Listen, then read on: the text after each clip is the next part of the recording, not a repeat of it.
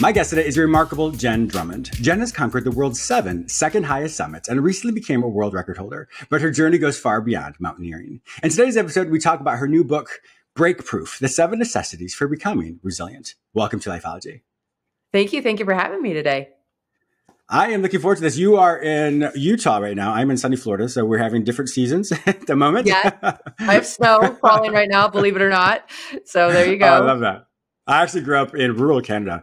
So for me, it's great to have the seasons. So here in sunny Florida, I forget that not everybody has in the summer. Yeah. But regardless of that, I want to find out for you. So you have done so many amazing things. I mean, I can't even imagine all the things you've done. I mean, congratulations on being a world record holder. We'll talk about that in a minute. But did you know as a young person that you wanted to be a mountaineer? No, like zero. Yeah. I didn't start getting into mountaineering until I moved to Park City, Utah, because I'm in the mountains and I liked hiking. And then just kind of kept taking it to the next level. Yeah. So pre-mountaineering, what was your, what type of person were you? So we talk about resilience, but for me, I think of a person who's a mountaineer. It's someone's very adventurous, spontaneous, can conquer anything, is just always like, I'm in the forefront of life. For you, though, prior to that, that's my version of mountaineering. Walk me through that for you. How the person you were before, the mountaineering person today. Yeah, no. So I definitely was always an athlete, right? When I was younger, if I did sports, I didn't have to do chores. So that was very motivating.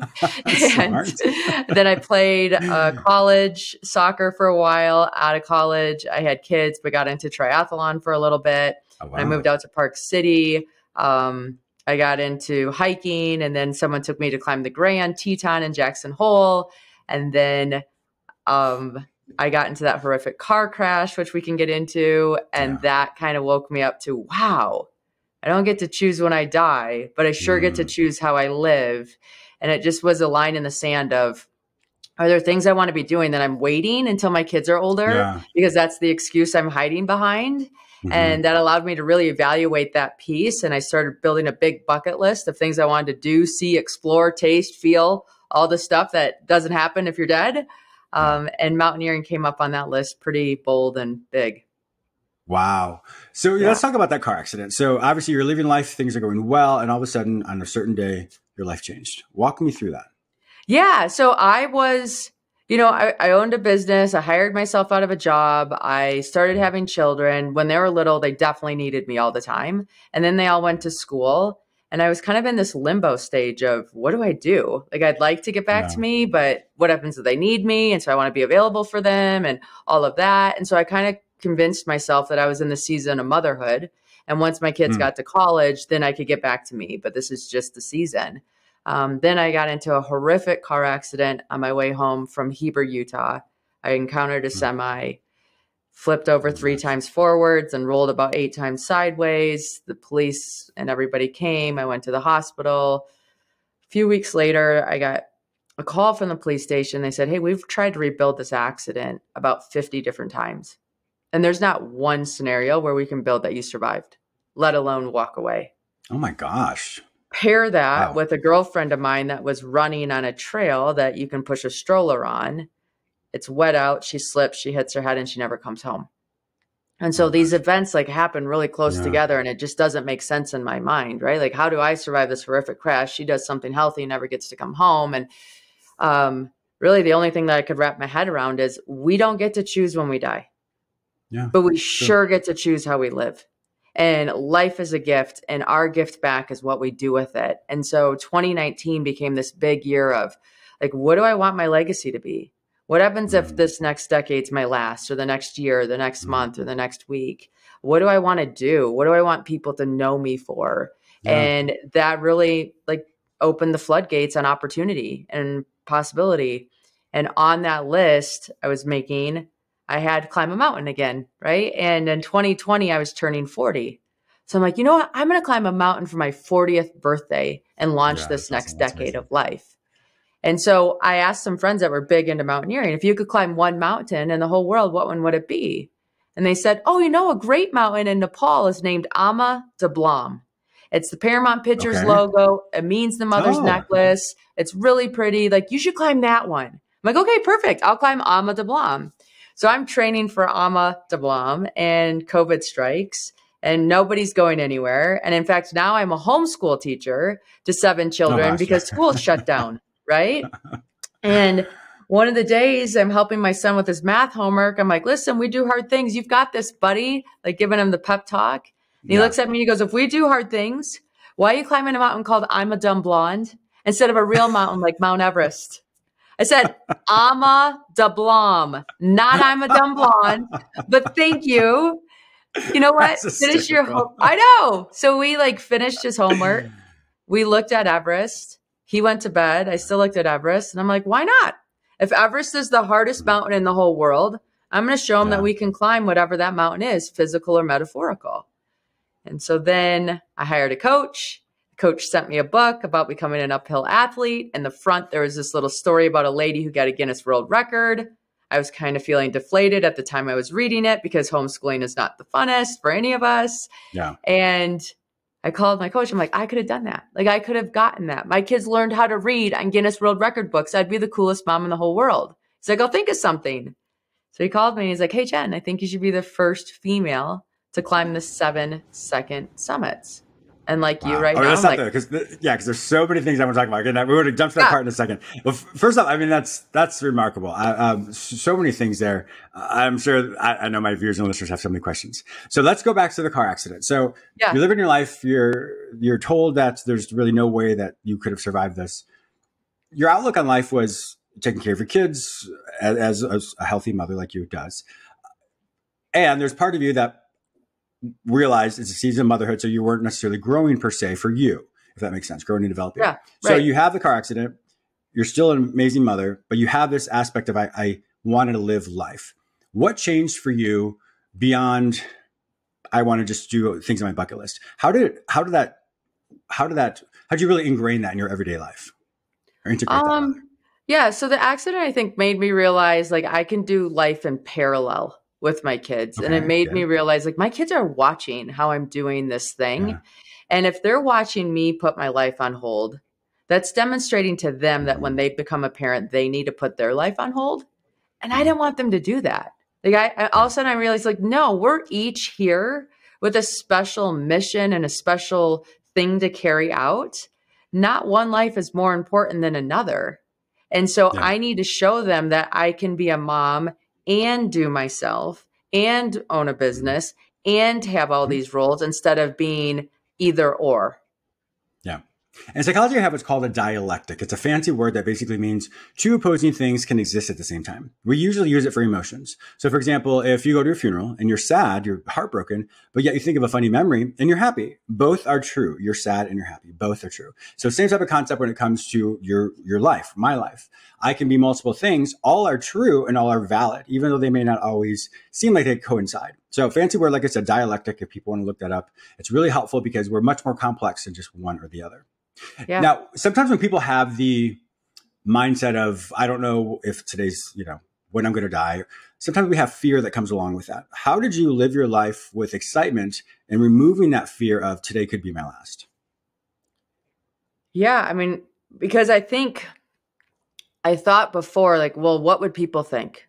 What does this look like to others? How am I being perceived? And all that kind of stuff. Once I got into the accident, I'm like, I could care less what any of you people here think. I'm more worried about there's this entire planet filled with things for us to do, see, experience. Like, I want to see the pyramids. I want to know what it feels like to put my feet in the ocean in Florida. I want to know what it feels like to see the world from the highest point, right? Like, I just became so curious. And I was like, you know what? I'm here to like, we're only here for a short period of time. Like, let's do this thing. Who cares if you make it to the top or not? At least you got to feel it and try it and taste it. I just interviewed someone who went to all the countries in the world. And I couldn't even imagine that. I mean, that's crazy. I mean, so just like, you were just as inspired as well of doing all these additional things. How did you, I mean, I know what you said about your coach, but how did you prioritize this? Because wanting to do so many things, we have a bucket list, but how did you prioritize, I want to focus on this particular thing right now? Because I think many people can have ADD when it comes to that type of, too many things. So how did you prioritize it? So I started looking at things that would be easier to do in my 40s than my 80s. Okay. So museums and artwork, like that's 80s and 90s. Like I can go in a wheelchair if I had to be to go see those things, but I'm not climbing Everest when I'm 80. Right. So anything that required a lot of travel, a lot of physical fitness or things like that, those got prioritized on my list because I'm at the age that I can do those easier. And then anything that was a little bit less aggressive could go later on the list. And here's the truth. The list evolves all the time. Like you go to Antarctica to climb a mountain and all of a sudden you're like, oh, I didn't know all this stuff was down here. Now I want to add this, and this onto my list, right? And then you come home and you're like, okay, well, the reality is like it's a lot of work to get to Antarctica. So maybe that isn't as big of a priority. But now if I ever find myself over there again, here's things I want to do when I'm there. Yeah. You know, it's just common sense, but it makes a lot of sense. I didn't actually think of it in that way. Let's transition into your book. I mean, so many, I'm sure, wonderful takeaways. Is this a memoir? It's your book, BreakProof, The 7 Necessities for Becoming Resilient.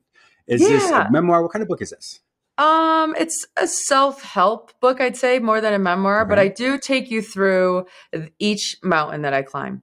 So what I did is collecting stories, and then I started seeing a theme that ran through them. And I wrote the book to my younger self, my pre-car accident self. Interesting. I said, okay, listen, here's an example in the mountains. And it's really easy to demonstrate when you're in a life or death situation, right? You're like, it's very black and white. And you're like, oh, okay.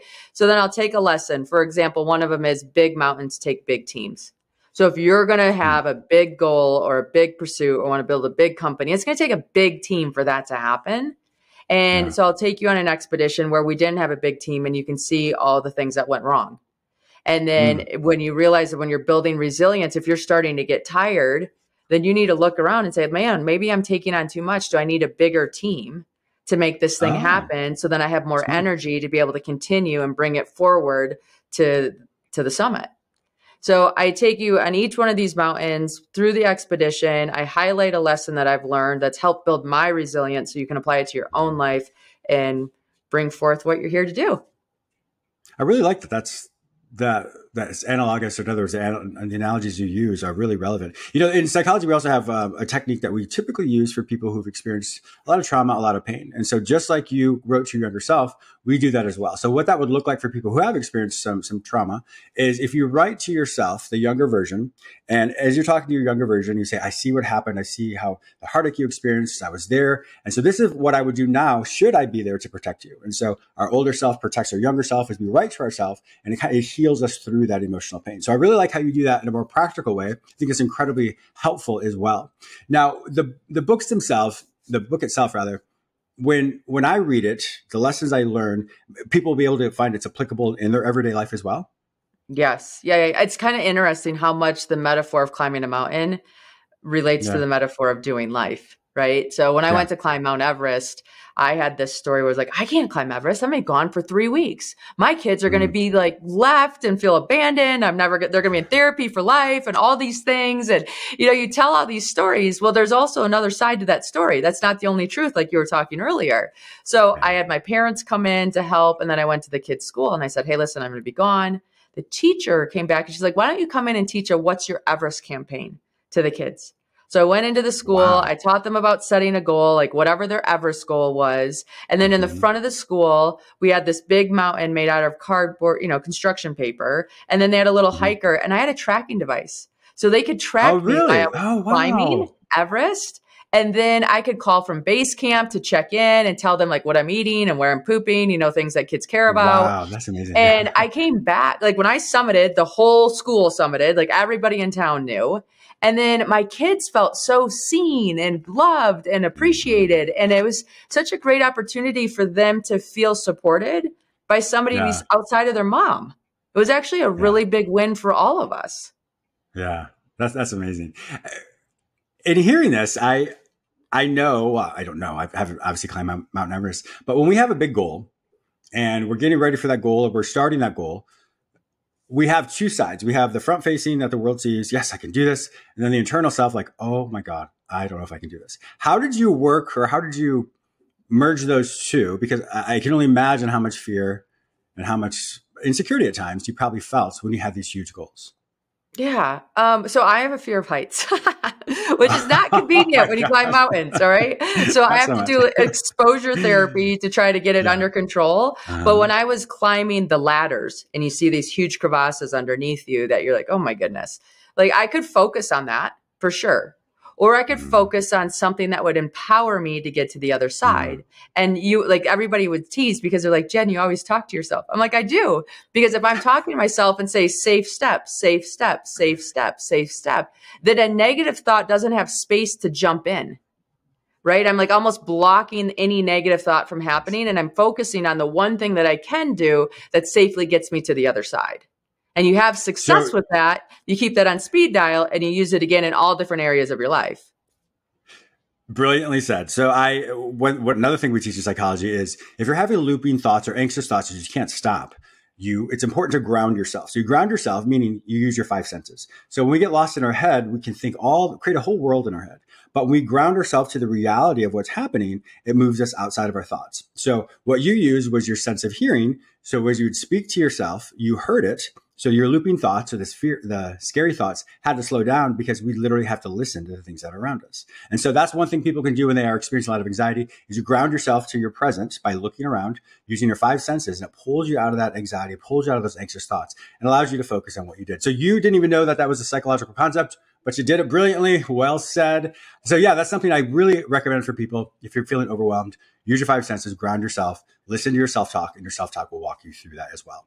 So you're saying safe steps, which obviously grounded you. So in doing that though, were there other people in your team, maybe naysayers that didn't realize they were naysayers, but maybe weren't the most helpful for you at those times? I found that the best thing to do in a team is, in these environments, you have to ask for help and you have to be honest with where you're at and what you need. Because if you're not being honest with where you're at and what you need, then you're putting your whole team at risk. Right? So if you're feeling cold, you need to stop the whole team to get warm. If you're feeling hungry, you need to eat because otherwise, if you wait, these are deadly situations. You don't have it's very black and white in a lot of these environments. And I have found that if I need something in the team that's not being provided, that means I'm supposed to be that thing. So if I feel like I need to be encouragement, okay, well then I'm going to start encouraging everybody else and that's going to encourage me. If I feel like I need to be distracted, okay, I'm going to start talking about something to distract us and start doing those things so that we all can move forward up the mountain. So that's creating your own agency, you are creating the solution for yourself. And so by proxy, in other words, as you're doing it, other people benefit from that as well, which I think is really important because often many people wait for others to fill that need or fill that space and not realizing that they have the autonomy, their ability to self-manage their own life as well. So I want to get a great lesson there as well. Mm-hmm. Were there any of the goals that you set that for whatever reason weren't accomplished? Idealistically, I would have climbed every mountain the first time, right? But that didn't happen because Mother Nature is bigger than me and we need to bow down to her. And so 2 of the mountains took 2 times to summit.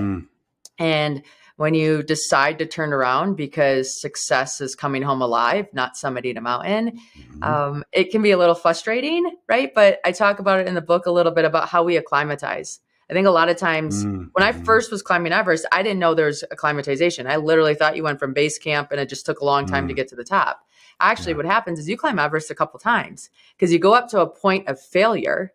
And then that point of failure means, okay, my body can't go anymore. There's not enough oxygen. You go back down to base camp. But that stress that you had on the mountain causes your body to physiologically change to produce more red blood cells so that when you go back up the mountain, you're able to go up higher. And you do that again until your body's ready to go all the way up to the top. And I think that's a very important lesson for us in our lives. Yes. It is not always this straight shot from point A to point B. Sometimes you need to acclimatize, and those perceived failures really aren't failures. It's a chance to go back to base camp and say, okay, what's working? What's not working? How do we continue up? What makes the most sense? Is this the mountain I even want to climb? Like you might not know until you get there. And it's like, okay, well, guess what? I didn't want to do this thing anymore. And so now I'm going to take my energy and pivot another direction. But now I know versus always wondering. Yes. Yeah. I think so many times when we have such a myopic, in other words, too focused perception of what success looks like, we don't realize that there's success everywhere. My viewers and listeners hear me talk about this all the time. Every life event is like a jigsaw puzzle piece. When we experience one jigsaw puzzle piece, a situation in life, we're like, where would this even go? This doesn't make sense. Where would this fit in my life? But perspective allows you to see the next puzzle piece. So if you wait a little bit longer, those puzzle pieces come together. And as we look back at our life, we see, now it makes sense. That piece that made no sense to me at all. Now I see how it fits into my life. And so when we have that perspective of, if we get too lost in the moment, we don't understand it. But wait just a little bit longer. That perspective always gives you the insight of what links to something else. Because as I said, and you said, success is everywhere. It just depends on what you look at. Mm-hmm. Definitely. What's next for you? So you've done the 7 second highest summits. That's really hard for me to say. What's next for you? I'm not committing to anything for a year. I'm an easy start. I'm a hard stop. I feel like society has always trained us to think what's next instead of what is. And so I really just want to do a breath of what is and appreciate this thing and be very intentional about what I pick next and not just fall into it. Yeah. Really well said. I've learned a lot from you as well, just hearing you. I like the concept of living in the moment. I like how you ground yourself in the moment. And it sounds like for all the lessons you've learned, and I don't know how you were pre car accident, but it sounds like you really take every moment and are intentional about it. I think many times in life we forget about that and we do think of the next moment. And so that's why anxiety happens. If we're anxious, we're thinking too far out in the future. So bring your mind's eye closer back to the present. You'll find that you're not anxious anymore. I've had such an amazing time talking to you. I'm looking forward to reading this book as well. If my viewers and listeners want to find out more information about you and to purchase this book and to follow you on all social media, where will they find this information online? Oh, the best place to go is my website. So www.jenndrummond.com. I'll have access to all the things, and please reach out. I look forward to connecting. That's awesome. Yes. All my viewers and listeners also know that if you can't find this information any other place, simply go to the show notes at jamesmillerlifeology.com. I'll link you with Jenn Drummond. Thank you once again, Jenn. Thank you.